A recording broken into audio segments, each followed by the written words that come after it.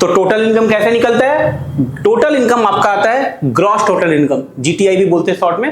तो gross total income से deductions under chapter 6A जो कि आता है 80C से लेके 80 यूथ सेक्शन में कवर्ड है, ये माइनस कर देंगे तब आएगा आपका टोटल इनकम। और इस टोटल इनकम को 10 के राउंड ऑफ में करना है।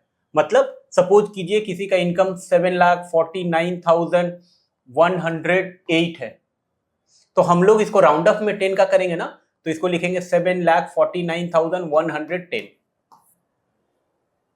ठीक है। फिर आता है इस टोटल इनकम पे आपको क्या करेंगे, टैक्स जो एप्लीकेबल होगा वो टैक्स लगाएंगे। ऑलरेडी हम लोगों ने बताया है, फर्स्ट चैप्टर में बात किया था।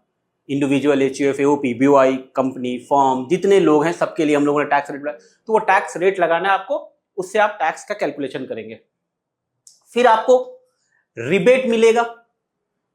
पुराने टैक्स रिजीमे में अगर आपका टैक्स जो टोटल इनकम है वो 5 लाख तक है तो आपको 12,500 तक का रिबेट मिलेगा।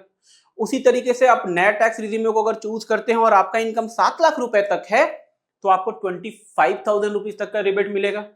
कभी कभी आपको सरचार्ज भी देना होता है, जैसे इंडिविजुअल का अगर इनकम 50 लाख को एक्सीड करेगा, अगर इंडिविजुअल का इनकम 50 लाख को एक्सीड करेगा तो 10% सरचार्ज देना होता है। अगर 1 करोड़ को एक्सीड करता है तो 15% सरचार्ज देना होता है। इसी तरीके से अगर 5 करोड़ को एक्सीड करेगा तो 25% सरचार्ज देना होता है। सरचार्ज का जो कैलकुलेशन होता है ऑलवेज टैक्स अमाउंट पे होता है, राइट।